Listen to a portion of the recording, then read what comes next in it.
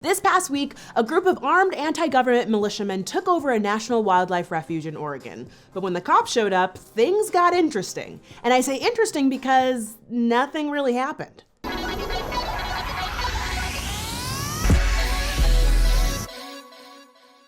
Nearly 20 men armed with guns took control of the Oregon Wildlife Refuge to protest the recent arson conviction of 2 local ranchers. And while this situation is no doubt cause for alarm, the police are handling things quite professionally. No tanks, no tear gas, no combat gear. And I've yet to hear any major news outlet or TV commentator call these men thugs or terrorists. This is, of course, in stark contrast to how police and media responded to protests in Ferguson and Baltimore following the deaths of Mike Brown and Freddie Gray. So what does this mean? Are we to expect a militarized police presence every time there's a protest? I wouldn't say so, but when there's firearms involved, I'd expect law enforcement to take the situation seriously. Heck, the Oregon protesters threatened the use of deadly force, and yet media outlets have described them as peaceful. Either way, it's telling that when a group of armed white men take over a federal building, miraculously, no one's been shot or killed, and the National Guard is nowhere to be found. When a radical Muslim commits an act of terrorism, suddenly every Muslim person is expected to denounce the act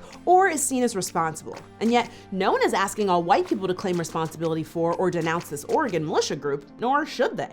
All nonviolent protests should be treated with de-escalation tactics. In no way should police use violence against a peaceful protest, and Oregon just proves that police know how to use restraint. That should not be an anomaly. That should be the standard. So if you've been following the events in Oregon, let us know what you think in the comments below, and we'll see you next week here on Decoded.